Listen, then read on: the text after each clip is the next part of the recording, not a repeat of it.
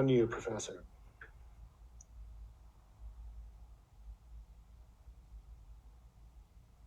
Kia ora koutou katoa. I begin by acknowledging the ancestors and the people of Rangitani, whose land, space, and wisdom forms the infrastructure for this conversation and all these conversations we have been having at CARE.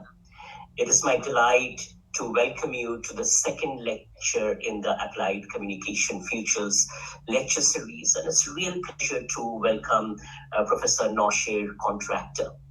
We have been talking a great deal about interdisciplinarity and interdisciplinary conversations within the context of applied communication research. And there is no one better, perhaps, to talk about the interdisciplinary context of applied communication research than Professor Contractor. Trained as an electrical engineer, Nosh's journey into communication perhaps demonstrates what is so beautiful about communication, which is its power to connect across disciplinary boundaries and really build spaces for collaborations, creativity, and innovation.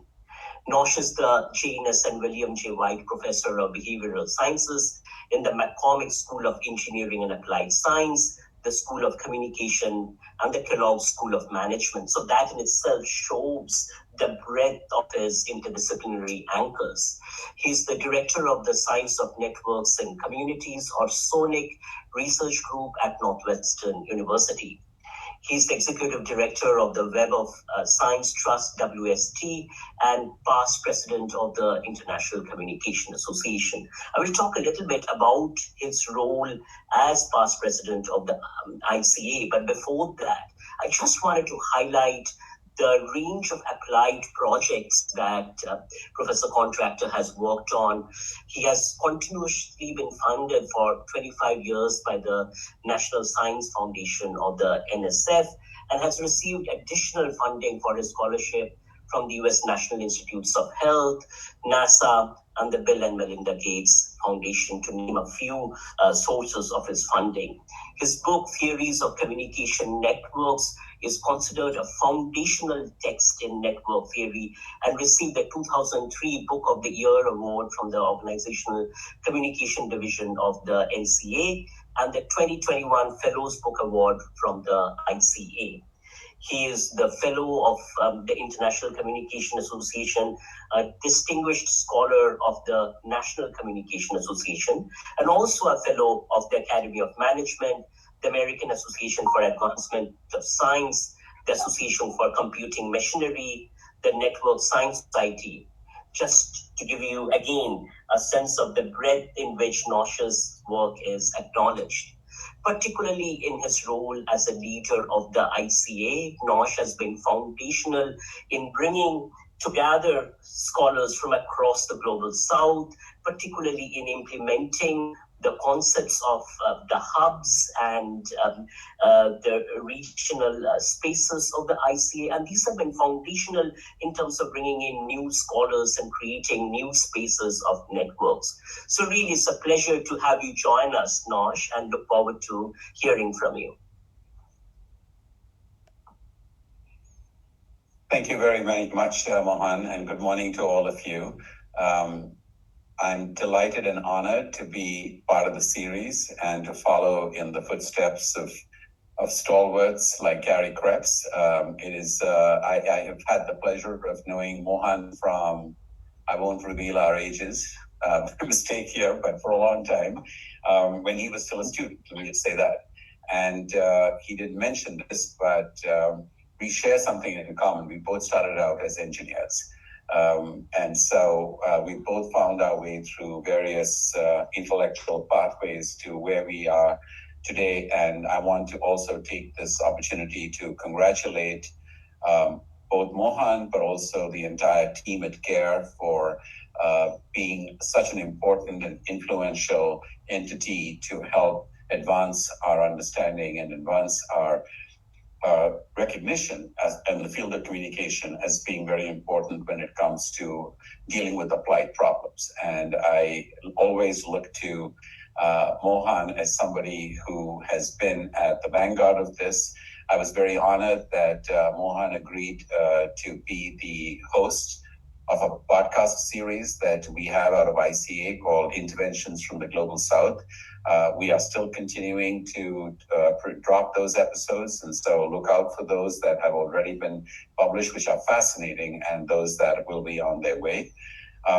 Mohan mentioned the regional hubs. I hope I'm not breaking any norms about this, but Mohan found out yesterday that they have in fact been selected through a very competitive process to be one of the regional hubs for the 2025 annual convention of ICA. And I was absolutely delighted because I think that having a hub in Oceania and having Mohan at the helm is going to be very valuable to increasing the diversity and inclusivity of communication scholarship globally. So thank you again for everything that you do. I was asked today, obviously, because this is a series focusing on applied communication research, to think hard about how we can apply what we do to address grand societal challenges. So, of course, that starts with the question, what do we do? In my case, that happens to be network science. And so what I'm going to do is talk about some of the examples of how I have worked with an incredible team of collaborators to try to see how network science can be used to address grand societal challenges.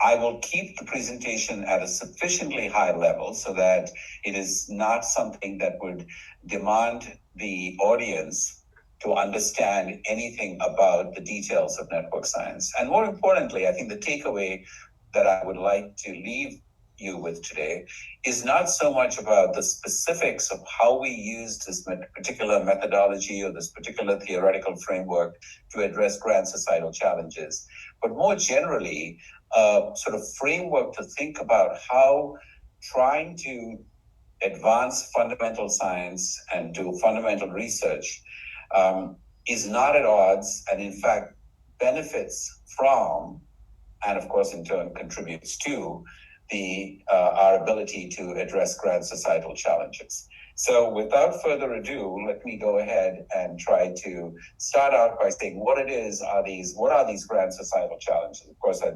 each of you can think of a few of them. There is obviously big issues like the environment and so on that we all understand. I'm going to focus on 4 of these that line up with the work that we have done over the last decade or so.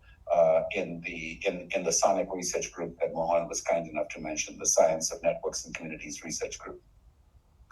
The first one that I'm going to focus on is something that is called accelerating innovation. And this one is focusing on the picture that you see out there is an interesting picture. It's a picture that tells you about a television game show host that was very popular in the United States called Jeopardy. And the game was a quiz show with a twist. And then so, you don't get asked questions and come up with an answer. You're given an answer and you come up with a question. But that's the less important part of it. The important part is that there was one of these episodes where IBM decided that they were going to replace a human competitor in the television quiz show with the computer. In particular, a computer called Watson. And so what you see here is a live screenshot of a Jeopardy episode, where you can see that the middle person in there is in fact a computer. It's not a human being. And that computer was called Watson. And what was remarkable about it is that you can see the sign, sort of looking at it, that Watson beat out humans when it came to this quiz show, the Jeopardy show. In other words, Watson was more competent, reliably more competent than humans, the best of the human champions that Watson faced, in being able to come up with the best questions in response to the answer that was provided. So 1 million is compared to 200K or 300K. as you can see on the screen. And of course, this was a marvel because it said the technology that went into this was, going back more than 10 years. So this was before we had large language models. What Watson was doing was ingesting as much as it could from the web, information from the web, and then being able to process that in what at the time was phenomenally quick amount of time, so that within seconds of the question or the answer being posed, Watson was able to provide it faster and more accurately than the humans. Amazing technology. And yet, the person who was in charge of this was a person by the name of David Ferrucci.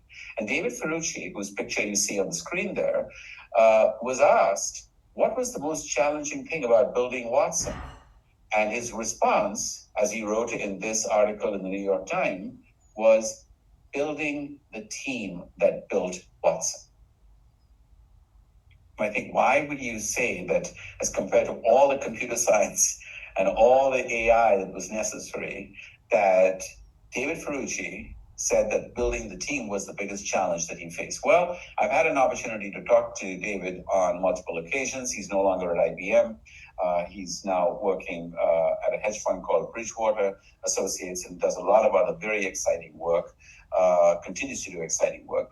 And when I spoke to him, he said, well, one of the challenges is when I got this, when I was asked to do this by IBM, I said, okay, I have to put the right team together. And I would go talk to the smartest people. And guess what? The smartest people are also the busiest people. They're already on teams. They've got 100 things going on. And even after he tried to convince somebody to put on pause some of the time they spent on their own research in order to take on this crazy challenge, often he would get responses from people saying, well, that what you're trying to do is absolutely ridiculous. And not only am I not going to join you, but as a friend, I'm going to give you advice not to do it because it could kill your career. Okay, well, finally he convinced a couple of people to join him, smart people to join him. Guess what? He had a new problem. Once he got somebody to join him who was really good, and then he went to another person and said, I'd like you to join my team. That new person said, well, who do you have on your team? And he would mention the name of the person he had recruited. Well, it turns out that the person that he had recruited, but while being super, super smart, was not necessarily the person who was the most likable person. And so what could happen in a situation like this is you'd say, well, once he finds out that, you've recruited that person to be on my team, sorry, life is too short. I'm giving a caricature here, but the basic idea from this, the vignette that I'm trying to construct here, is that very often when we try to put teams together and we try to look how we can put the right mix of people who have the best kind of relationships with each other and share the complementary expertise, that's not so easy. So we'll come back to that challenge and see what we as a social science field in communication and network science, what can we do to help address this challenge? Let's move on to the next one, scaling up global health solutions. This is an example of something that had become very, very important and continues to be very important throughout the world. And take the case, for example, of neonatal mortality. So neonatal mortality is the idea that many large majorities of, large proportions of babies die due to events that happen during or very shortly after the delivery. And that this problem continues to be a really, really big problem, especially in the global south, especially, for example, in countries like India, where it says that the death rates in India have fallen, but they are still 10 times greater than in high-income countries. This is death rates caused by neonatal mortality. Well, there is good news. There have been many efforts, funded efforts by initiatives from the USAID, from things like the Bill and Melinda Gates Foundation and so on, that have worked hard to come up with reliable, healthy, easily accessible, and safe and cheap, inexpensive solutions that can solve it. One example is chlorhexidine. If you were to apply chlorhexidine to the umbilical cord of a child as soon as it is born, the studies show that you could reduce neonatal mortality by 25, 30, 40% in some cases. Great. So what's the problem? Well, one of the things that they discovered is that as you begin to look at problems like this, you realize that the problem is not with only finding a scientific solution. Let's take another example, fertility rates. Today, globally, women are having fewer babies, But fertility rates still remain very high in some parts of the world, especially in places like sub-Saharan Africa.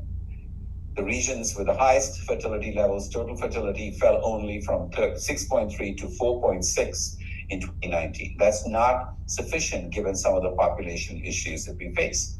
Well, if you want to solve the problem of fertility rates, one of the areas that we've done a lot of good scientific advances is in creating modern contraceptive methods. So the FP22, the Family Planning Global Movement, came up with incredible ways in which we are able to now see how we can use modern contraceptives to prevent unintended pregnancies, to avoid unsafe abortions and maternal deaths.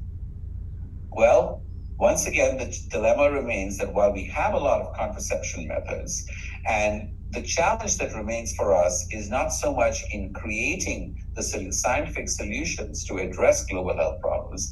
Instead, the problem is about seeing how we can take these scientific solutions and get people to use it.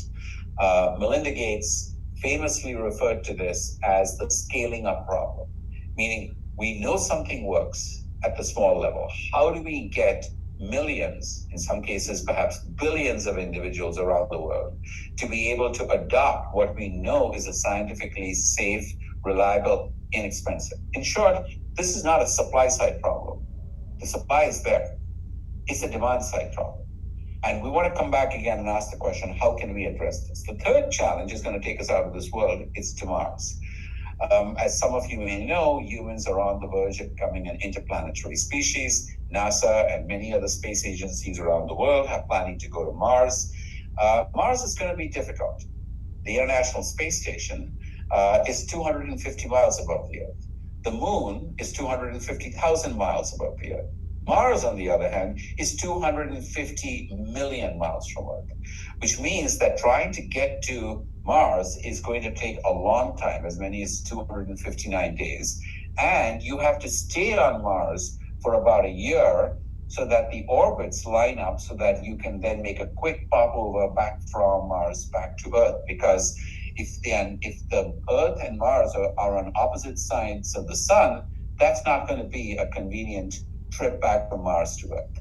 So in all, we're thinking about a 3-year trip from here to Mars. 1 year to get there, 1 year to wait there till the orbits line up, and then again about a year to get back. That could be compressed a little bit, but not by much. As a result, not only is it a problem for a 3-year trip, but as you get close to Mars, you have a new problem. And that's the time delay for any message from Earth to get to Mars. In the worst case scenario, it may be 22 minutes from when a message from Earth can get to Mars. Some of you may have seen the movie Apollo 13 and the famous line that said, "We have Houston, we have a problem." When people had a problem in Apollo 13, that message came down to the Johnson Space Center in Houston almost immediately. That is no longer going to be an option when we send people to Mars. What that means is that people who are headed to Mars need to figure out how to work much more autonomously. So with all of this said, NASA realized that for the first time, in addition to some physiological challenges associated with space, things like lack of gravity, for example, which means humans have to deal with the physiological effects, bone effects, cornea effects, etc., of spending a lot of time in space. We also have been aware for a long time of the radiation impacts, that once we leave the atmosphere of the Earth, a lot of the ways in which when we are exposed in deep space, we are going to be exposed to a lot of electromagnetic radiation that is also going to impact the human body. But now we have a third threat that we had not had to deal with before. And that third threat was risk of performance and behavior health decrements due to inadequate cooperation, coordination, communication, and psychosocial adaptation within a team. Fancy language to say, when you want to put people going on this 3-year mission in a small confined space with no easy voluntary exit strategy, you have to start recognizing the risk associated with these people not being able to get along well together. All of a sudden, NASA realized that they had to turn to the social sciences to help them understand what's the risk reduction strategy for human space exploration. And this is something they've known. Here is a quote from an astronaut that was interviewed as part of the space research. And a cosmonaut, who said, all the conditions necessary for murder are met if you shut two men in a cabin measuring 18 by 20 and leave them together for 2 months. Think about what it means when you have 6 humans, perhaps from different countries, not in 2 months, but on a 3-year mission. As a result, NASA realized that when you wanted to start looking for astronauts to would be selected to go into space, up until the first few, up till 2000, early 2000s, the idea was to find people with a background in STEM, people with a background in being rugged individualism, bold people who were daredevils, etc.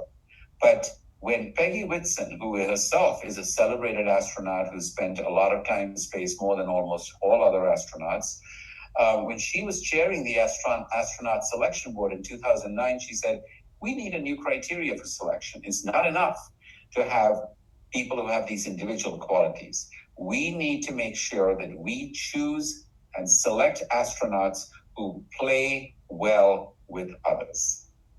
And with that, we began to say, what does it mean to think about how people are going to engage in teamwork under extended periods of isolation and confinement?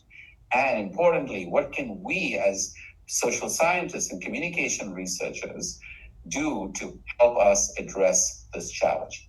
Can we do a better job of forecasting who's not going to get along well with one another? Can we go one step further, not only forecast it, but be able to prevent what we forecast? And then finally, the last challenge I'm going to touch on quickly here is the human AI at work.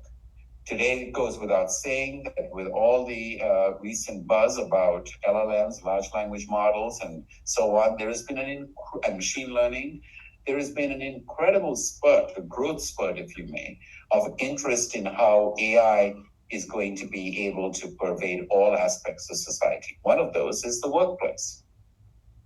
And perhaps many of you are already familiar with how this is being played out. There are people who are looking at this and can say that it's a wonderful opportunity. They can human AI teams where the teammate is an AI agent as opposed to just a human, can capitalize on the best of machine and human intelligence. AI can augment human capabilities and interactions within a team. This is the promise that has been laid out for us. And indeed, if you look at consulting reports come out from places like Deloitte that says AI success factor, human machine teaming. But on the other hand, no surprise, I'm sure to any of you who are joining us today, you can also see articles like this. How could AI destroy humanity? Here's an example of how we can think people have been concerned about the fact that people are writing open letters to AI, important thought leaders, showing that one day AI could destroy humanity. In fact, some of the research is very troubling. We can see that AI doesn't help but interferes with and degrades teams when it is considered as part of a team. Just think about the recent series of catastrophes that we've had with the 737 MAX within the last few years. And a lot of it had to do, I'm not talking about the recent gate, the door that dropped off, but before that, the crashes that we had in the 737 MAX.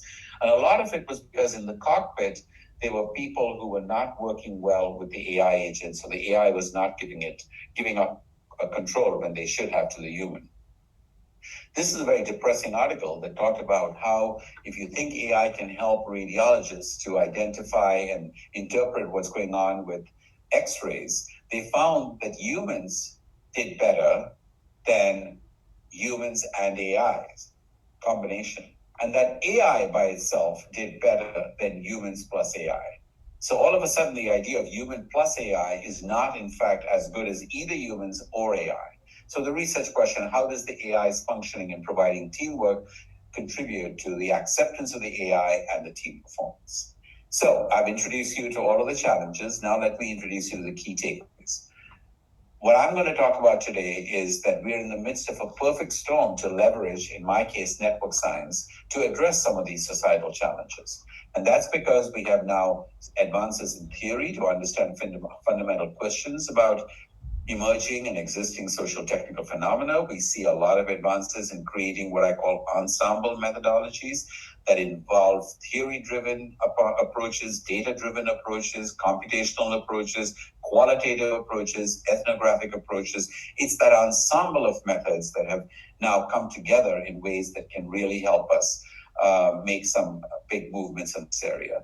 Third, we have all kinds of different ways of not only collecting data, but storing it, capturing it, processing it, large tracts of behavioral data, large tracts of qualitative data in ways that we didn't. And last but not least, even though I'm not going to talk much about it, we have the computational infrastructure that is necessary to be able to address these issues. So in the next half hour or so, I'm going to go very quickly through maybe some, if not all, of the challenges that I laid out in the interest of time. So the questions we thought we could answer were about accelerating innovations. What are the network factors that influence the assembly of innovative teams? How do we design a dream team builder to optimize the assembly?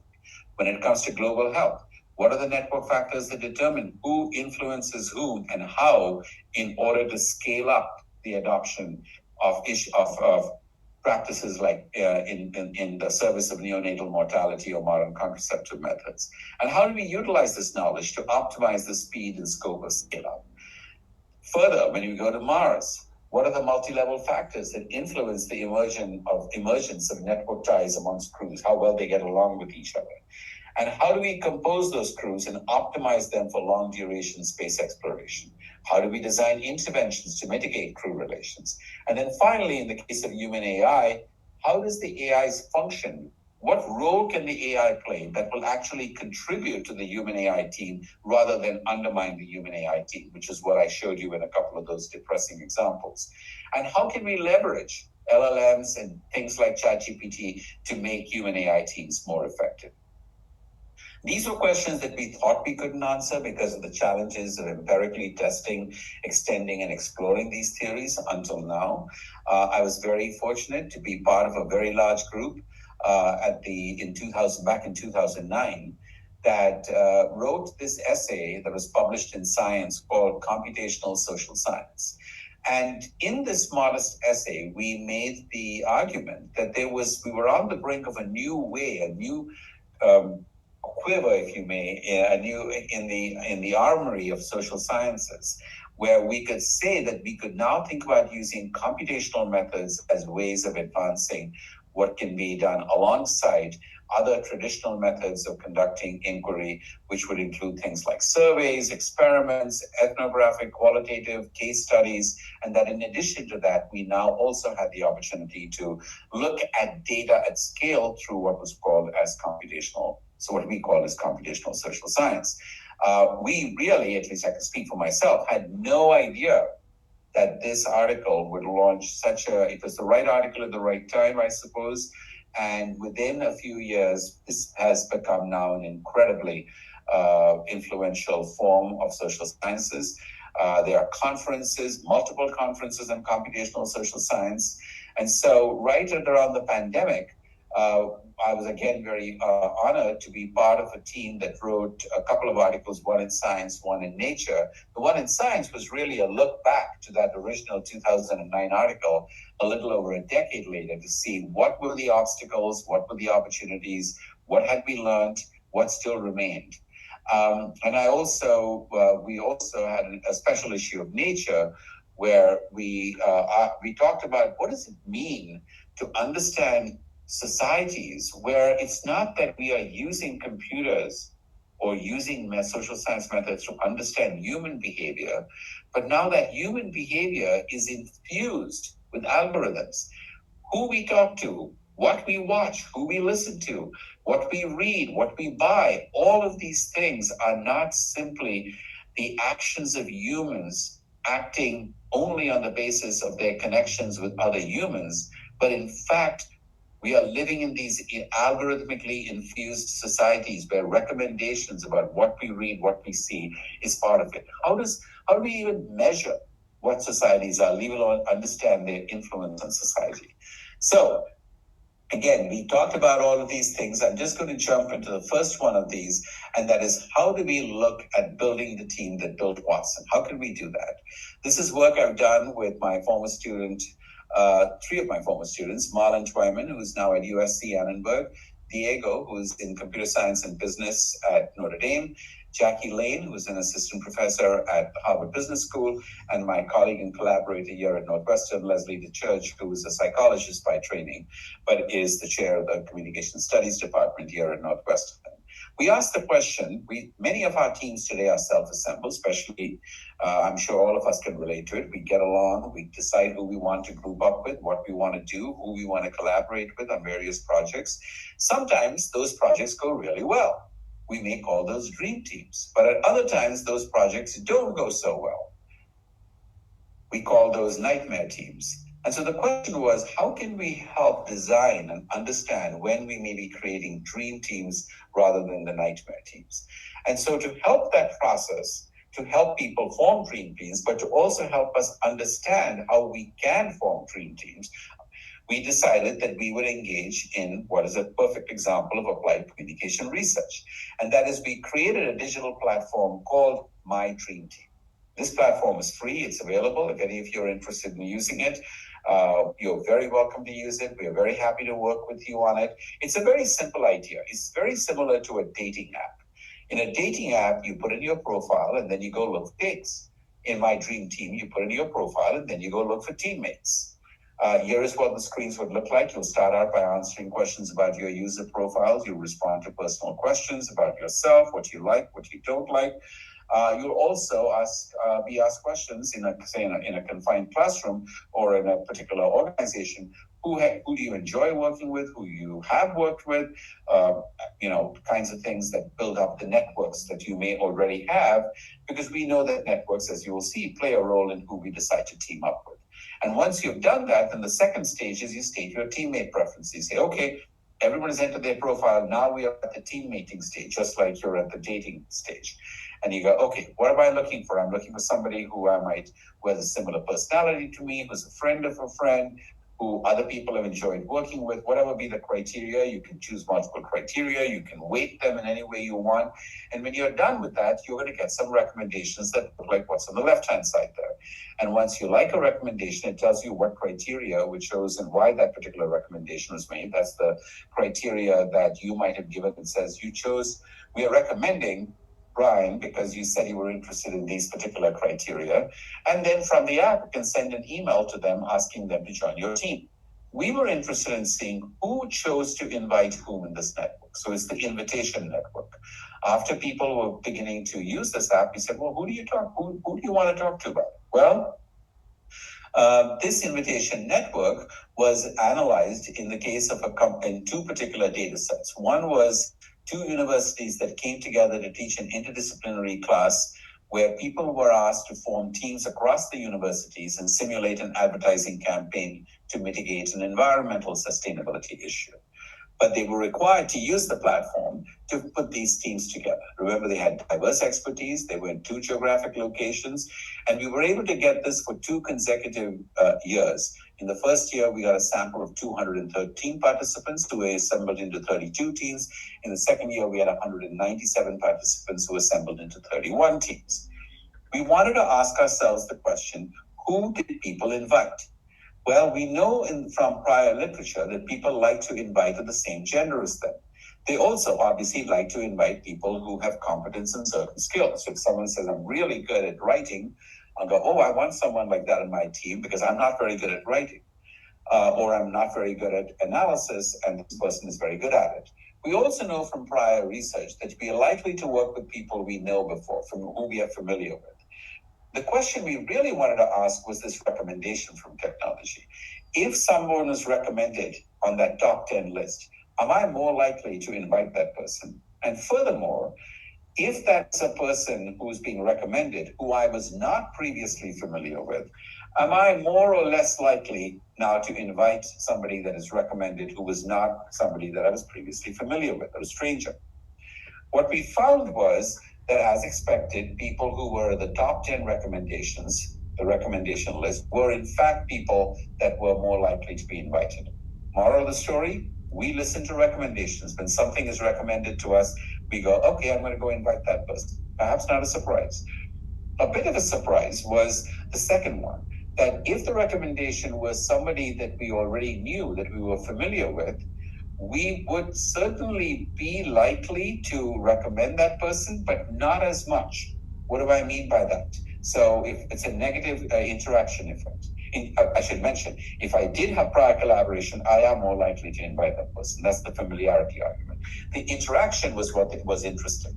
And that is, if there is somebody who I'm familiar with, who I previously collaborated with, who's also on the recommendation list, I'm not going to give that person as high a priority, a relative priority, as compared to somebody that I knew or I didn't know. So if you look at it on the left here, you see that the red is somebody that I previously collaborated with. In general, I'm more likely to invite that person. The red line is always higher than the line of blue. I'm more likely to invite somebody I knew.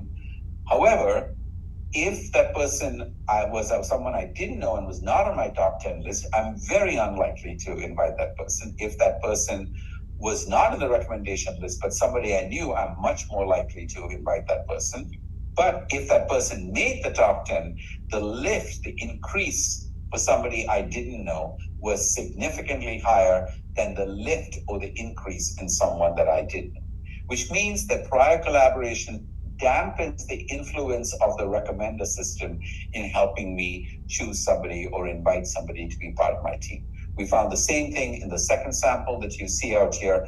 And what that led us to think is, okay, so people listen to recommendations, but we wanted to see how we could inject something that we have all talked about in forming teams. We know that diversity in teams increases the likelihood of being more creative. It might, in some cases, crash and burn, but if you want to get creative, but one way to facilitate that happening is by creating diverse teams.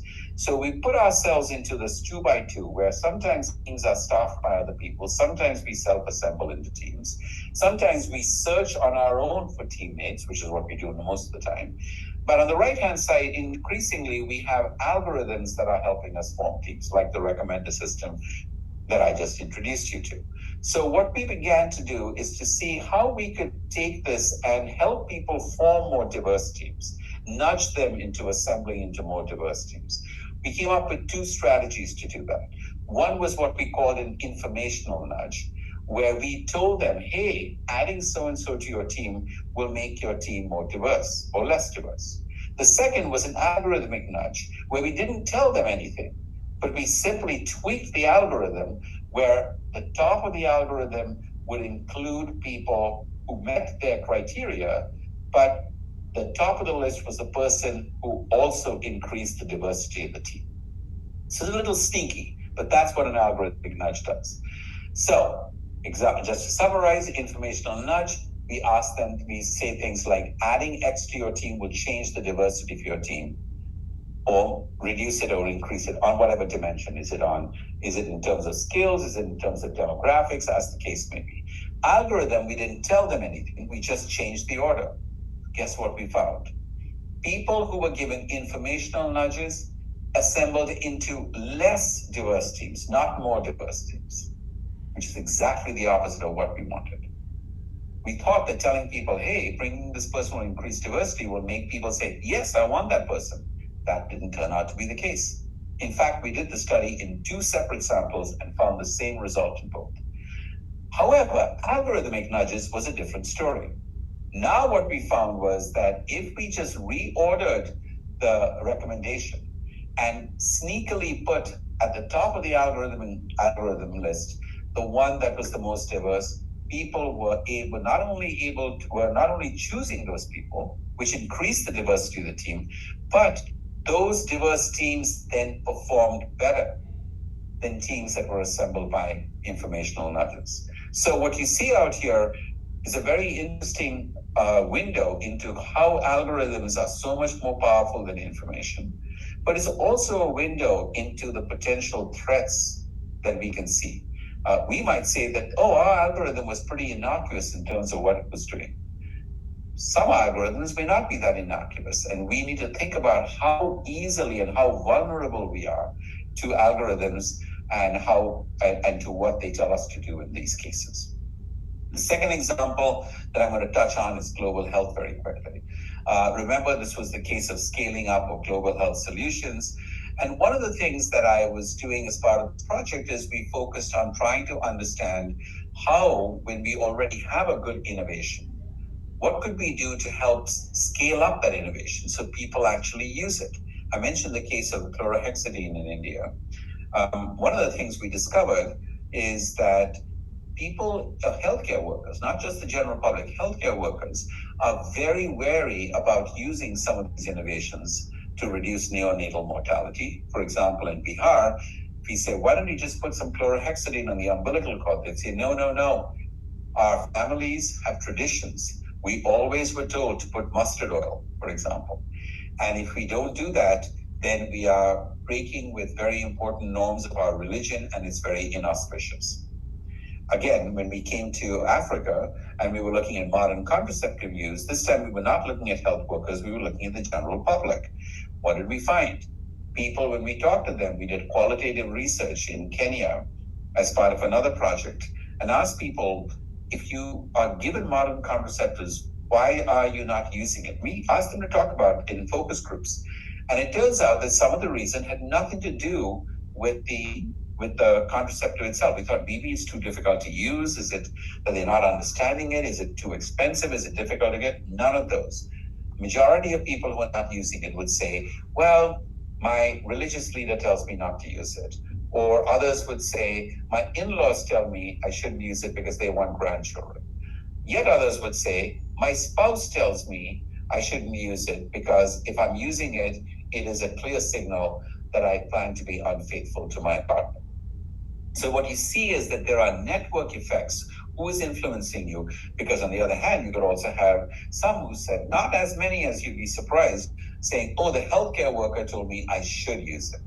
The majority of health feedback people were getting were from family members who told them, don't use it because there are side effects. You might be rendered infertile for life. Not true scientifically, but that was the feedback they were getting from their non-health network about the health effects of this. So as I began to think about it, I realized that we were using the word social influence in two different ways. As a networks researcher, I was focusing on who influences you. But I learned very quickly that people in communication, in the field of persuasion, and also people in social psychology, when they use the word social influence, they are really talking not so much about who influences you, but how you are influenced. What are the strategies that people use? The fact is, most people are not purely influenced by being provided with facts. Sometimes facts work, but a lot of the time, people don't have a desire to change their attitudes or their behavior because of their desire to be right, i.e., facts. Often, they change their attitudes and change their behaviors because they have a desire to be liked, not right, but liked. When you want to do something that is accommodating what your friends want to do. And if you think doing something or changing your attitude or behavior will make you more likable or will be something that you're doing because you like someone, that becomes a much powerful influence. So in this article in Proceedings for the National Academies of Science, we built a model that for the first time, to the best of our knowledge, integrated social networks with the social motives as a combination to achieve social influence at scale. And we took this into the field. This is a project funded by the Bill and Melinda Gates Foundation, which we did in collaboration with a lot of researchers from different areas. I will point out Rajiv Ramal, who is a well-known health communication researcher, who was also one of the key investigators involved in this particular research project. And you can see the pictures of when we went into Kenya to look at it. Many people know about this approach that is quite well established in our field, and that is the use of any behavior is led to by behavioral intentions, which in turn are influenced by attitudes and social norms. Theories of recent action, theories of planned behavior are very well established theories. Our goal was not to focus on that theory, but to build on it by asking the simple question, where they left off. They start their model by saying attitudes and social norms influence behavioral intention, which influence behavior like use of family planning methods. We asked the question, well, how do the attitudes and the social norms emerge in the first place? That's where we looked at the networks as a way to help understand to what extent do demographics, population attitudes, interventions, social networks shape the attitudes and social norms, which in turn shape the behavioral intention, which in turn shape behaviors like family planning methods. We conducted the study in 2 villages in Kenya, Biozamoyo and Gangae, one which had a low prevalence of modern contraceptive use, that people were not using it, and Ganga A, which had a somewhat higher prevalence of modern contraceptive use. We went in there into the villages, we did focus groups with the residents, we did house-to-house surveys of all men and women who were 15 years and above. We used an app called Trellis that was developed by a colleague of ours who's a very well-known network scientist, Nicholas Christakis, and his team at the Yale Institute for Network Science, who were also funded by the Gates Foundation to do a similar project in Honduras. We used the app, we went in and did a network interview of every single adult in these villages. And you see some of the screenshots of how, because people often had the same name, we had to take their pictures to make sure we knew who they were talking about.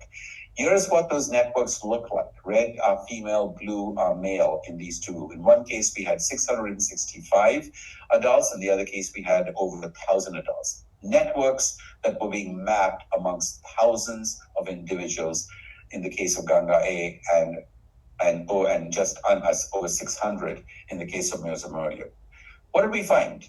Again, the details are not quite as important, but one of the things we found is that in both villages, a person is 0.68 times less likely to use modern contraceptive if they report talking about modern contraceptive with someone who believes that it is God who determines how many children a woman has. That's the important thing. The belief that the other person has is it's not about just whether it's in the hands of God. Then if you talk to that person, you're not going to likely to use it.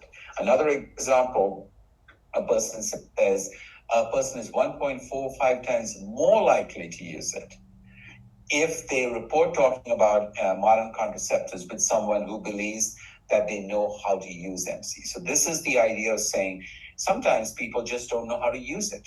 And knowing somebody who knows how to use it can make the difference. It's not whether they use it or not, but the network effect here is helping you know how to use this approach. A third example, there's a lot more research on that. I just wanted to give you a glimpse of the kinds of insights we got that we were then able to use to implement interventions and make policy guidance for people who are in the field in the case of modern contraceptive methods. The third one was Mission to Mars. And here we were interested in looking at how do we identify what we are looking at in terms of crews and what we could look at in terms of how to help NASA to figure out who is likely to get along well in space, to put it mildly. So here again, we're going to talk about a study that I've done with some other students of mine, Brennan, who is a former student now at Cornell, Elena Lungiano, who's now on the faculty at Northeastern, Jackie at HBS, my collaborator at Northwestern, Leslie DeChurch, and my collaborator on this, who is Suzanne Bell, who now works at NASA. When we began working with her, she was a faculty member at DePaul University. Is what happens to teamwork under extended periods of isolation and confinement? Well, the truth is we've never gone to have those long distance space missions. So how on earth are we going to be able to do something and study how people are going to react in space when we haven't gone into space? What happens? Wouldn't it be nice if we could have a human petri dish where we put people into this little isolated chamber, kept them there for hundreds of days, made them do complex and boring tasks, monitor them 24 hours a day, 7 days a week, watch them on audio and video, ask them to answer unlimited surveys? Well, at least in the United States, we have something called the Institutional Review Board that would, thanks to previous episodes such as the Stanford Prison Experiment, would make conducting those kinds of studies somewhat challenging, shall we say. But in fact, that's exactly what we are doing. And the reason we are able to do that is because places like NASA have what they call a space analog, HERA, which stands for Human Exploration Research Analog, puts people into places like this and leaves them there for extended durations of time, and we get to study them. These are 4 people who are kept into this HERA module at the Johnson Space Center in Houston, And we get to observe them and ask them to do different tasks, and they are on a simulated mission. They think they're going to an asteroid, for example, and we just in case you feel bad, it's not, oh, we feel guilty of the Americans doing this. The Chinese have a version of this. They call it the Chinese Lunar Palace, where they also put people into isolation. The Russians have a version of this called NEK, where they put people into very long periods of time. In fact, before Ukraine, the NASA and we were collaborating with the Russian space agency Roscosmos, and we actually have data from that very facility that you see there for a mission that lasted for 240 days. 240 days. The Japanese have their version, the European Space Agency have their version, even private foundations have it. Here's the kind of data we collected from there. We asked people every few days, who do you get along with? Who do you work with effectively? And then we drew arrows if they said one another that they worked effectively. We also asked them the question, who makes tasks difficult to complete? So these are real astronauts who were within that confined environment that I showed you. And we asked them these questions periodically during that mission. You will notice that for that second question, this person at the bottom here was seen as somebody that made tasks difficult to complete by a lot of the people on the other three crew members, but this person had no idea that they were, in fact, being perceived as somebody who makes tasks difficult to complete. That's exactly what we wanted to predict. Could we have predicted who this person would be? And could we have told NASA, hey, if you put these 4 people into a simulated space mission or a space mission in reality, we predict that this person is going to be perceived as making tasks difficult to complete by the remaining crew members. So we built again a very strong theoretical model on how we were trying to predict who gets along with whom, knowing that that's one of the best predictors of how well the team would do. We looked at personality variables, compatibility in personality, or what we call personality fit, social network connections amongst them, external workloads that they had. That's going to make a difference. Things are going to be depending on how many tasks you had and how stressful those tasks were. And also, as you spend more and more time in isolation, or you were deprived of sleep, or you were simulating communication delays, whereas if you remember, I said in a real mission, you may have as many as 22 minutes for a time lag. Well, these simulated missions also simulate some of that communication delay. And they were asking essentially the same question. How can those factors affect what happens to teams? So we built a model to take the data that we were collecting and see how well we could parameterize or fit a model based on that. The easiest analogy is weather forecasting. If you think of all the factors that go into predicting what the weather would do, what we have today is very good weather forecasting models that allow us to learn from previous weather conditions all over the world, use that to predict what will happen, and then continuously refine what those weather forecasts would look like. So here's an example of how we did that using an agent-based model called NetLogo. And what we did was we took actual data and we took our model to see how well we were predicting who was going to get along well with whom on one particular day. We found some interesting results. We found that people who scored high on a personality variable called self-monitoring were very likely to be seen by others as somebody that they enjoyed getting along with, but were very unlikely to be seen as people who were serving as a hindrance. Or, put in the other way, if somebody was not good at self-monitoring, they were very likely to be seen as a hindrance. So think about that one person at the bottom that we saw who was seen as a hindrance. Well, clearly they were scoring low on self-monitoring. You might ask the question, well, what is self-monitoring? Self-monitoring is a very well-known psychological trait, and that is of a person. And it basically says, to what extent is a person able to monitor their environment, see how other people are watching them, and read that signal? How good are they at observing how other people are observing them? That's at the heart of what we mean by self-monitoring in that particular case. And so what we did that is we see these results here. This is very helpful as we want to go ahead with it.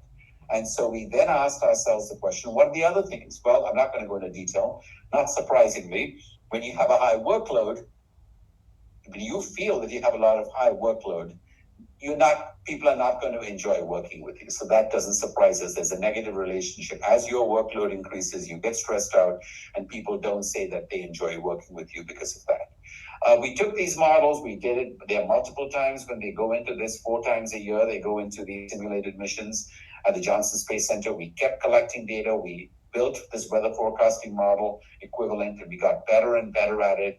And then we were able to essentially go to NASA and say, look, I think we can predict now with some degree of certitude what we are able, who's going to get along with them. That's, in our opinion, was a huge way of taking our science and applying it to real world problems. And just as we thought we were ready to uncork the champagne, they came back to us and said, this is really good, but we want to ask ourselves a different question. We want to ask ourselves, if you tell me that A and B are not going to get along on day 25, what are you going to do to fix it? What can we do to fix it? And I looked at them and I remember saying, so a weather forecaster may tell you that in December, there's a very good likelihood that it's going to snow in Chicago on December 29th. And you're saying that's not enough. What can you do to change it so that it'll be a sunny day on the 29th of December in Chicago? And they looked at me and they go, yep, that's what we want. Not enough to predict the weather, but we want you to do something to change it. So that's where the analogy with weather forecasting went out the door. So we went to the next question. How can we leverage our model to improve crew functioning, interventions? How can we help to do that? And we began to do that by looking at our model and asking the question, how can we intervene in teams? Well, how do you intervene? If we say 2 people are not going to get along well, one of the ways we can try to help it is give them a cooling off period so they don't have to work together. Or we can have them work on something they're really good at, because we know that if you ask people to spend time working on something they are good at, they'll be successful, they'll forget about the problems they have. Third, we can have them work with a third person that they both enjoy working with, and that third person might help broker and mend the relationship amongst them. All I'll say is that we tried these different approaches, we built models, and we said, what if we were to change it and say, we'll do one of these interventions? And in our computer model, we simulated what would happen. And we used that simulation to see whether, in fact, the kinds of differences we expect to see if we did one of these interventions were going to work. The answer was yes. And they preferred working with a model predicted teammate, and they also would be able to repair their relationship if we repaired them. So notice the play on words here. We said we repaired who was going to work with whom pairs. And we did that with the goal of repairing their relationship. On the basis of that, we now have a grant with NASA where we have built a dashboard called TeamStar tool for evaluating mitigating space team risk. And the goal of this is helping NASA do these simulations on their own. They put the people in they want, and in real time, they can see simulations of it. We are actually testing this right now, where we are giving the crew in these simulated missions the ability to autonomously decide who should be working with whom in order to anticipate and head off problems that they might have in space. So finally, in closing very quickly, the last section is answering the question, the changing nature of work. How does AI help us change the nature of work? We have this idea of what we call, and again, this is a project that I'm doing with a bunch of students currently. You'll see some of them on the slide here. Seva, who is a PhD student, Jose and Mark, who are former PhD students working on this project, Anoop, a former postdoc working on this project, and my collaborator, Leslie the Church, on this project. So we were asking this question that I mentioned earlier about how can we make sure that humans plus AI are better than just humans or better than just AI versus what we saw in some of the studies where we found that they were worse, the humans plus AI were worse than either humans or AI. So we wanted to ask ourselves some of these questions and see how can the AI be helpful? Well, one way in which an AI can be helpful is to say that they provide technical contributions.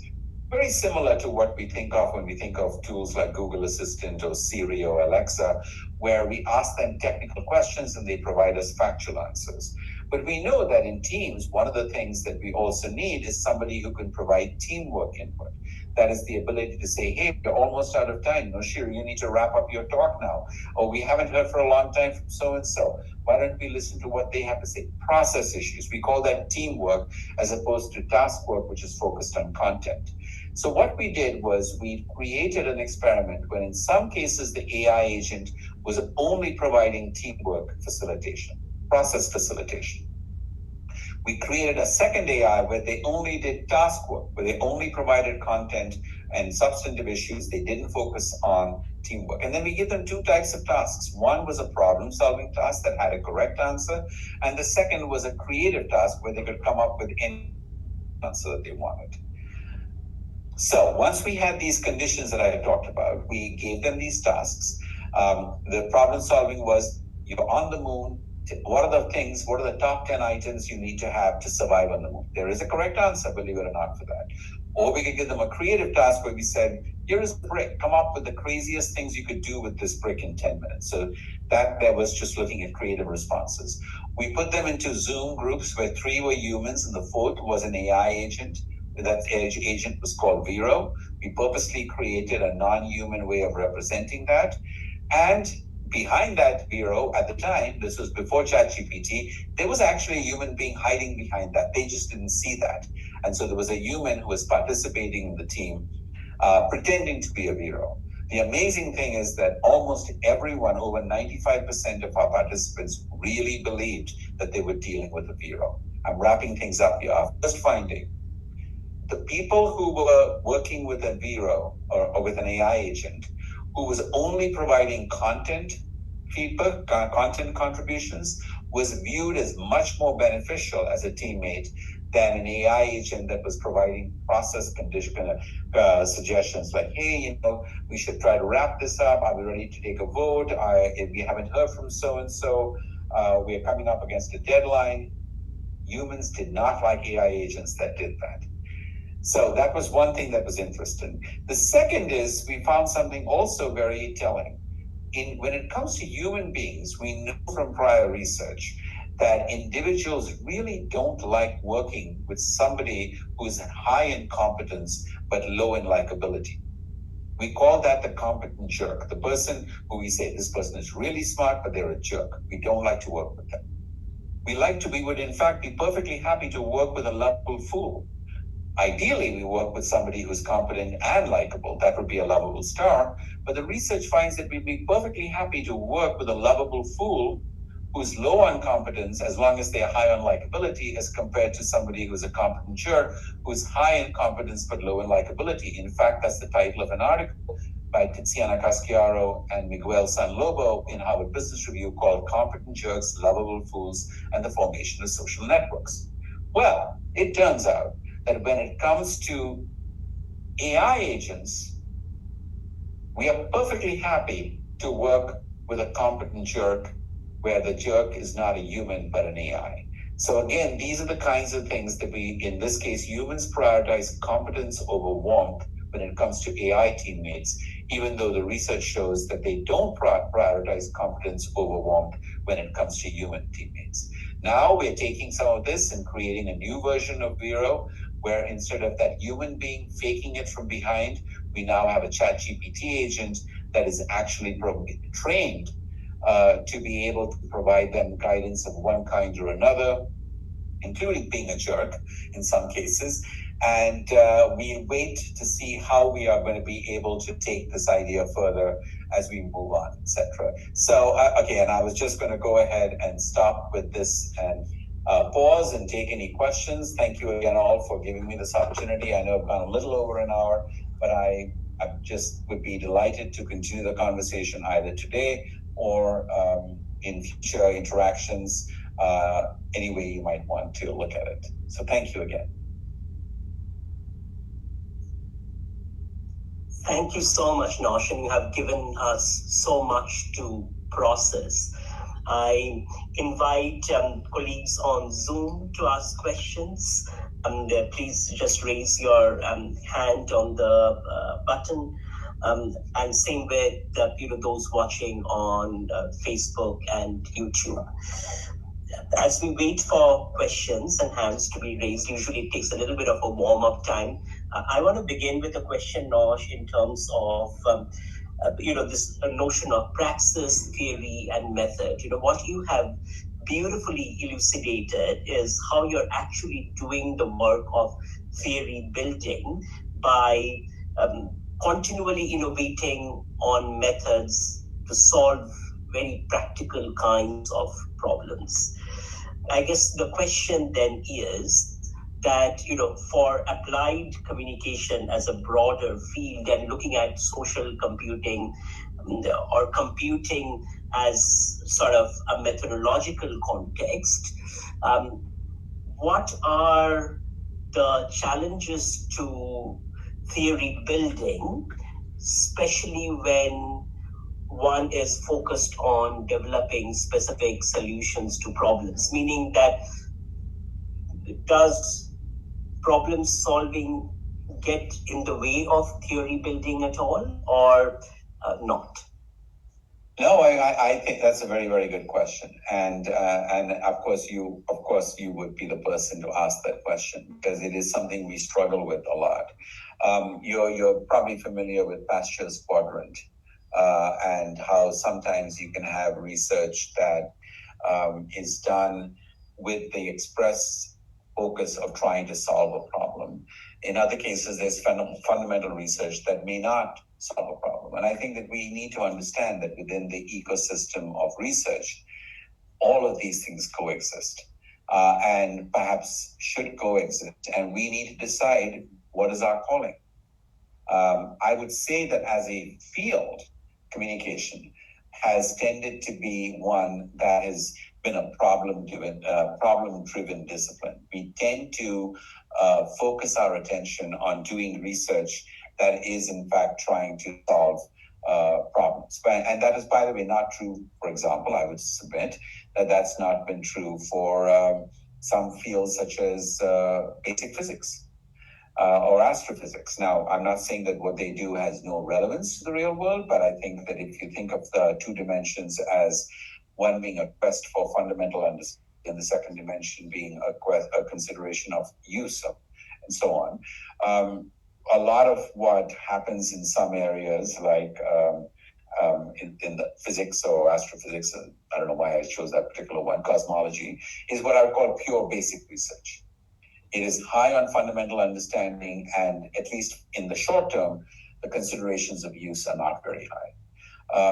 You can also have, in what we do in our field, which is ask questions for fundamental understanding, but have very strong use cases. Sometimes that is called as use-inspired basic research.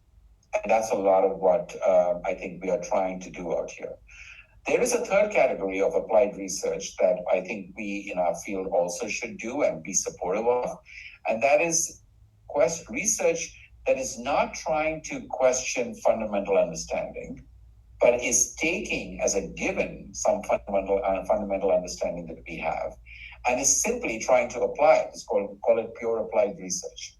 It's kind of a contradiction because we think of pure versus applied research, but solely applied research. And again, I'm making a caricature in order to make this. I think most work falls somewhere in the midst of all this. It doesn't neatly fall into any of these quadrants, and these are the Pasteur's quadrants that I'm alluding to here. But I think some of the work that, if you look at what happens historically, what's happened in industry, going back even to Thomas Edison and some other areas, the work was already, the fundamental research was done. What we were doing was taking that and putting it into an applied context. So to back to your question, I think that we need to reflect on where our strengths are, what we want to do, what our passion is. The nice thing about our field is that we could be working in a lot of different areas. It's an open arena, and we are very fortunate that we can decide where we want to homestead on this vast territory that we have, and decide whether each of us for ourselves can make a determination about, and not make it as a lifelong commitment. I think there are things that each of us have done which might have been in one of these quadrants, and then we found ourselves navigating to another one of these quadrants. And I think that sometimes could be a good way of weaving back and forth between them as well. But I think that the important thing to remember is that we have to keep ourselves honest. Even when we do some kind of research, we need to ask ourselves the so what question. Sometimes the answer is not really right now, maybe in the future.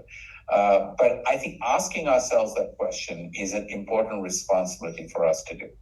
I was at a conference earlier today, my time, in a prep session for the United Nations Science Summit that's coming up in a couple of weeks in New York. And I'm on a panel there with one of the sort of godfathers of computers, of modern computing, by the name of Alan Kay. And, listening to him talk about that, as he said, we need to be honest about what it is that we are trying to accomplish here, and be and ask ourselves the so what question, even if the so what question has an answer that is, I can't see the immediate use. Of course, in his case, he could see the immediate use. But I think that we need to constantly keep ourselves honest. And the fact that we have, huge leaders like Alan Kay, Doug Engelbart, who's another big name, the inventor of the mouse. And then more recently, people like Vint Cerf, who this year is celebrating the 50th anniversary of the internet. It's hard to believe. Some of us will go, what? It's been around for 50 years already? And others will say, just 50 years? I thought the young people would think that we've had it for centuries. And then, of course, the web is even more recent than that, which is when Sir Tim Berners-Lee came up with the idea of the World Wide Web.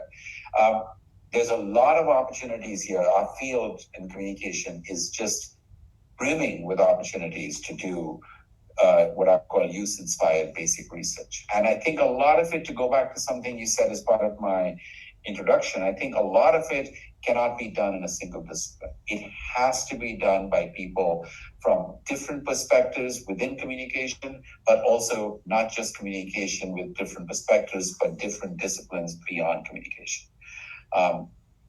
So I'll stop with that. I see there is at least one other hand up here, but I'll let you lead the discussion. Thank you. Thank you so much, Nosh. Mahboob, you have your hand raised. Go ahead.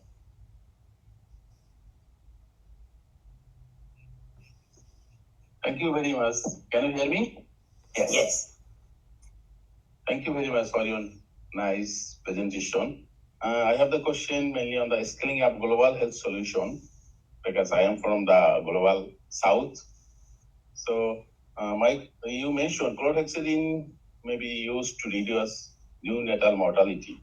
Again, but some people have cultural or religious obligation, as you mentioned, even the master or maybe their cultural obligation. So my question is, how network science can be used to overcome cultural or religious obligations, even when the people do not have proper modern technology like mobile phone with their hands? Yeah, so very good question, and that is exactly why we need to understand better what are the ways in which people are willing to be persuaded.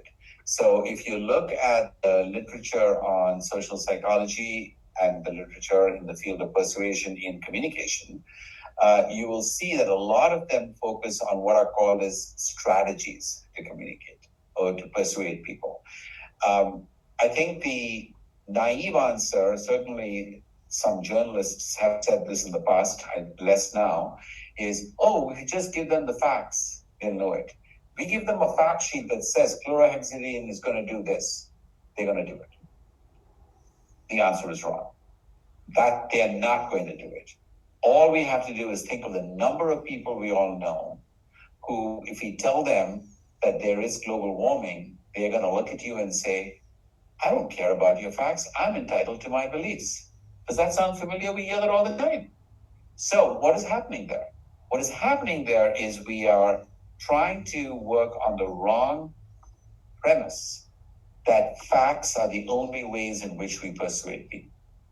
And what we've learned from the field of psychology and persuasion research and communication is we need to go beyond that. If you want to convince that person who believes in mustard oil and say, how do we get it changed to chlorhexidine? What we need to do is begin to understand what exactly is going to make this person be persuaded.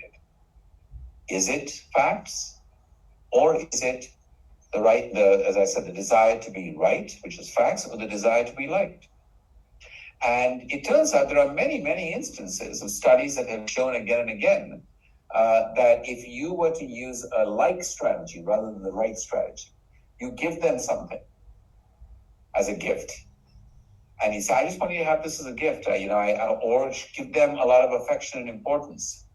Make them feel important about something. Show them that you are similar to them. We have things in common.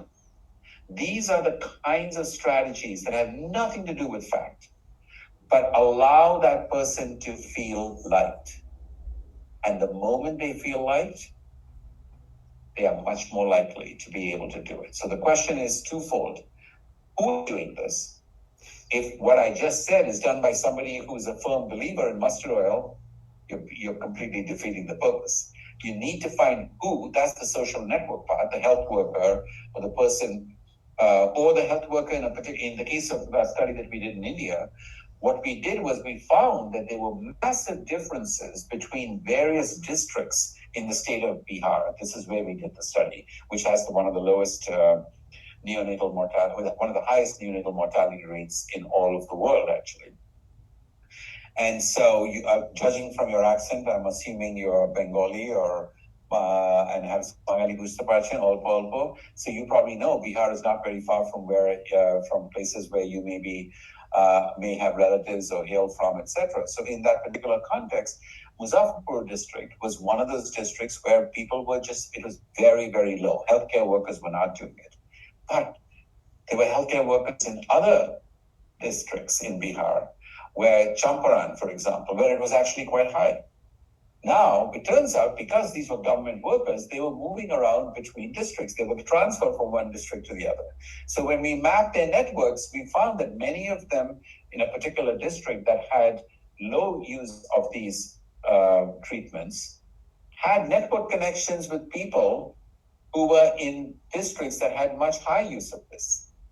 So part of what we were doing was creating intervention mechanisms that set it up so that the Gates Foundation in India, the India office, who were doing a lot of this work, that they actually were using this as a tool, if you may, to see that what would be the best way in which they could set up interventions of who they could say, hey, would you please talk to your friend and so, maybe have a conversation with them. They are your friends, they're going to listen to you. And we would give them strategies. We would say, don't just go tell them the facts, because that's not necessarily going to work. Here are some other strategies that would work. So I don't know if that answers the question that you were raising about the multi-pronged way in which one should go about addressing this issue. Yeah, thank you. I got the answer. Thank you. You're welcome.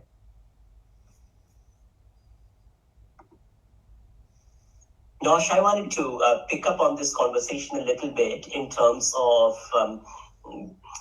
what, we are sitting here in Aotearoa, we are in a Tetiriti-led university where, if you think about sort of decolonizing a register for how we consider social science as the overarching structure, there's a lot of food that we have from the context. And I want to perhaps begin with one example, so in Kaupapa Maori methods, which is sort of the indigenous method owned by Maori for Maori in Aotearoa. One of the critical concepts in how sort of we approach research method, or how Maori approach research method, is this notion of whakawhanangatanga, which is this idea of relationships of care, of connection, of community. Now, that to me at a meta level seems to very much connect with sort of this basic notion of how one operationalizes networks in, say, network science, right? So I guess, one of my questions is, as a thinker who has been at the frontiers of working around social science computing, how does one grapple with or engage with indigenous concepts of relationality, of care, of community, and then bring those in or connect those to the capacities that we gain from computing methods? Yeah, so very good question. Let me start by perhaps playing a little, pushing back on the question, but also in a way that I think you'll appreciate. And that is, I think that I don't think computational approaches are a silver bullet. I think I mentioned that when I talked about computational social science or network, or for that matter, network science. I think that these have to be considered as part of an ensemble. Okay. And if you were to do that, then I think what that means is we need to be recognizing that the issues that you raised are never going to be answered by computational or social or network science approaches, which is exactly why what you're doing is so valuable and so crucial as part of what has to happen within this approach. And so I think that what I passionately believe is having that conversation. What are the strengths of the different approaches? How could they inform one another? Now, I have an example that is completely irrelevant to the specific context that you said, but I think it may help. And that is asking the question. We were doing video game studies, okay, online video games, massively multiplayer online games. And the question we were asking would be something like, we discovered that people who went online, so this is, around the world, millions playing these massively multiplayer online games, we found that men were more likely to want to play with men. But women, we didn't find that effect. So this was a computational study, big data set, big data, network approaches. There was no statistically significant association of women playing with women. That's a great finding that we came up with. Guess what? We had no idea why. Until people on our team, and I'll do a shout out, this is a person by the name of Tracy Kennedy, who is a Canadian scholar working at the time on this interdisciplinary project. We had colleagues at USC and Illinois and Minnesota who were working on this project. Tracy Kennedy was an early adopter of what we now know as ethnography. She went into the game and she spoke with the people in the game and she observed them and she built relationships with them and she did an ethnography. And one of the things that she discovered is it turns out that a lot of the men who were willing to play the game wanted to play it with other men. A few of the women, not a lot, who were playing the game were really interested in playing the game. The majority of women who were playing the game were only playing the game, I think you may have guessed it from your smile, because it was the only way they could hang out with their male significant others. Because the male significant others were addicted to the game, and the only way they could do it was to say, okay, well, if that's what it's going to take to hang out with my partner, then I'm going to play the game. Those are the kinds of insights you can never get through all the big data analysis that you want. And I know this is a very trivial example in some ways, but what you're dealing with, especially in post-colonial considerations, etc., is far more textured, far more nuanced. But I use this example simply to say, I don't think that we should even try to see how certain kinds of methods would be silver bullets or panacea on addressing really important issues, but they could be part of the ecosystem. They could provide some clues that could then complement what can be much more effectively addressed through other methodologies.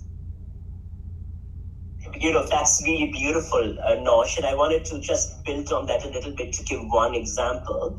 So, during COVID, for instance, one of the things that we saw quite powerfully in Aotearoa is Maori-led community efforts at COVID management strategies that were super successful, and they have been used as global case studies, right?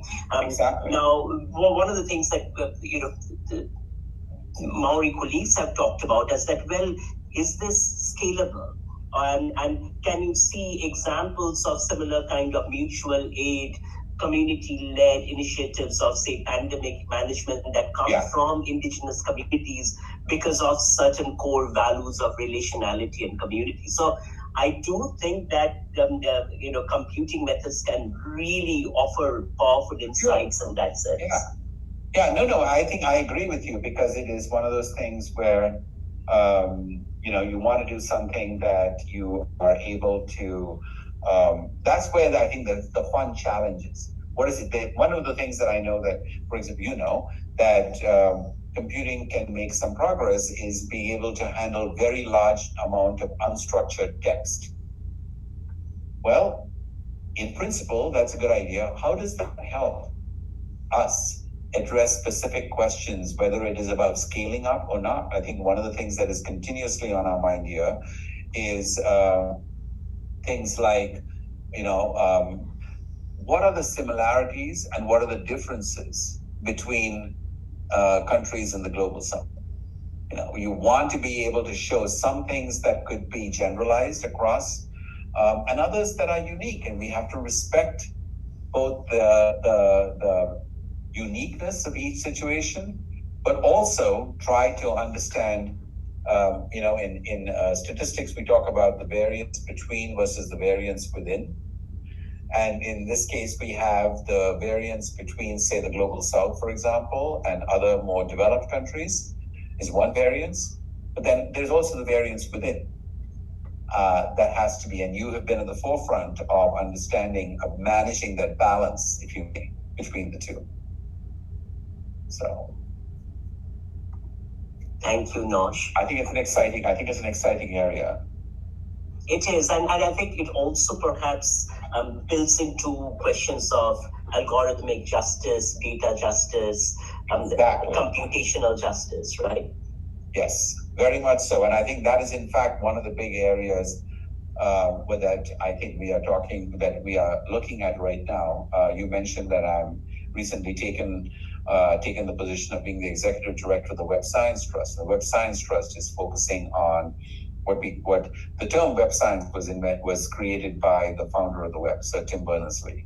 And the idea was that after computers, we got computer science. After the web, we can get web science. But unlike computer science, web science really is an interdiscipline focusing on how does web shape society, but how does society in turn shape the web?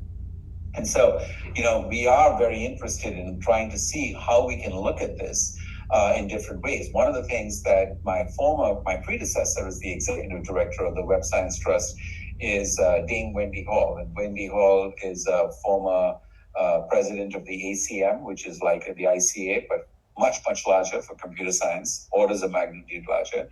And one of the things that Wendy did was she co-authored a book called The Four Internets. And she said, we think of the internet as a network of networks and everything is like wonderful. But in fact, we already have four internets. One is in the United States, one is in Europe, one is in China, and one arguably is in the Russian sphere of influence. And by the time she wrote the book, we were at a web science event in India. And she said, if I had to now rewrite the book, I would make India as the fifth internet.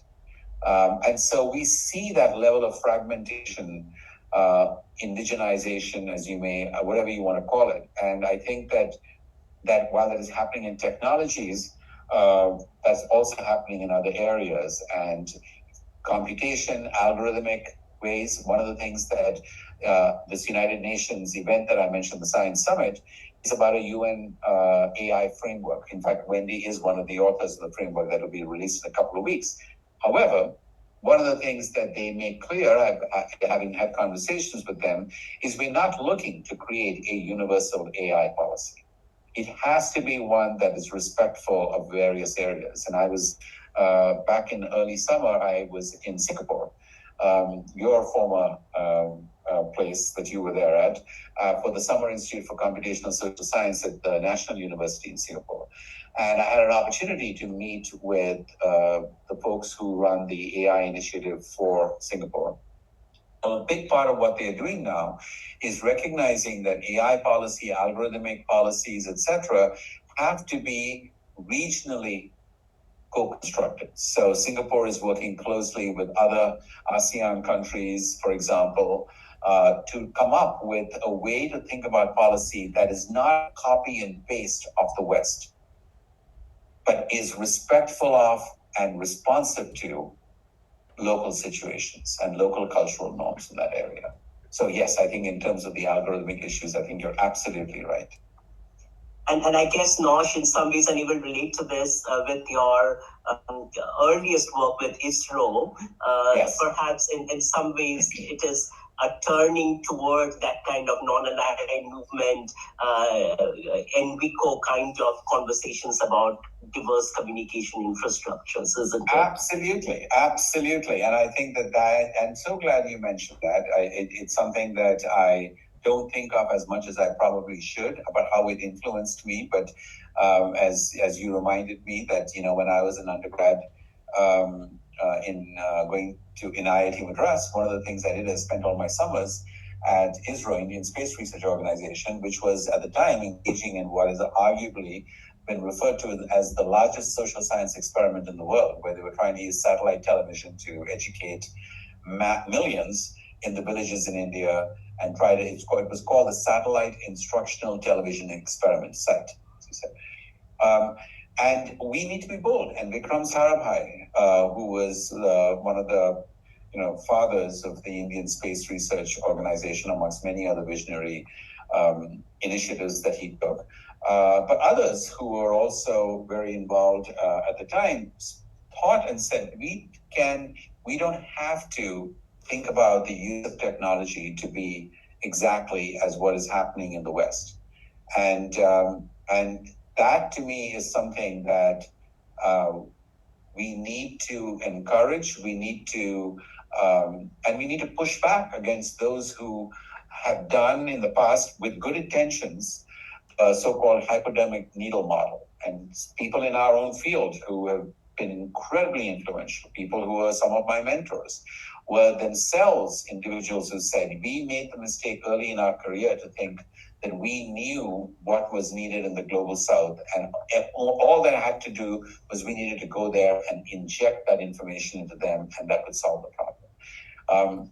They themselves recognized that that was not the way to do it. And instead, part of what I think we as a field do, and you are a fantastic example of this, Mohan, is create spaces and create the opportunity for people in different parts of the world to feel that they own these spaces and they should be able to come up with initiatives. Think about the work you're doing, even in the context of radio in India and so on and so forth, that speak to these issues. So I couldn't agree more with you. And I think that we need to facilitate that.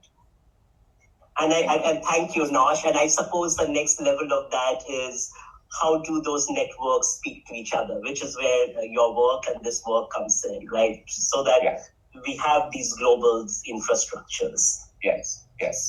And that is exactly why I will not take credit for being alone in this. Okay, I think I will, for example, point us to the National Science Foundation of the United States, which is one of the areas that does a lot of funding in non-health related science. The National Institutes of Health is the other one. Well, the National Science Foundation has been investing an enormous amount of intellectual commitment and financial resources as well to something that is called accelerating networks of networks. And what they mean is they say, we've created networks. The challenges today are not going to be solved by networks. Instead, what we need to accelerate innovations by creating networks of networks. And so, in the areas that I'm talking about, for example, if you think of the number of networks that exist around the world, whether it is in Southeast Asia, people who are studying web science, for example, in the European Union, we have what they call COST, Cooperation on Science and Technology. In this country, the National Science Foundation has its own research coordination networks. These networks exist all over the world. Our colleagues at the Oxford Internet Institute, Phil Howard, has been leading an effort, as you know, about creating an international sort of panel that is looking at information environments. IPI is what he calls it. These are not all going to be single networks that can do it. What we really need is the Web Science Trust that I'm involved in. We have its own network of laboratories. It's called WSNet, the Web Science Trust Network of Laboratories, where we have laboratories in several countries all over the world, including from the global south, in places like India, Europe, China, Singapore, Taiwan, and so on. But that's not going to do it. We need networks of networks now to get there. Thank you, Nosh. I'm looking at the time. So, colleagues, if you have any questions, do raise your hand. Otherwise, I will want to wrap this up so that we are not holding Nosh up for too long. Yeah. I just want to say thank you so much to you, Nosh, for spending this time with us. You gave us so much wisdom in terms of really thinking about the interplays of method, theory, and praxis, and looking through the context of technology, computing, and networks. It gives so much fodder for us. So really appreciate it. Thank you. As I said, it's a real honor to be part of a series that is taking on such an important and timely topic for our field and for society in general. And again, congratulations and salute. I want to salute you for everything you have done and continue to do. And no pressure here, but I expect a lot more from you in the years to come, Mohan. So I'm looking forward to that. And thank you all for joining us today. Thank you, Nosh.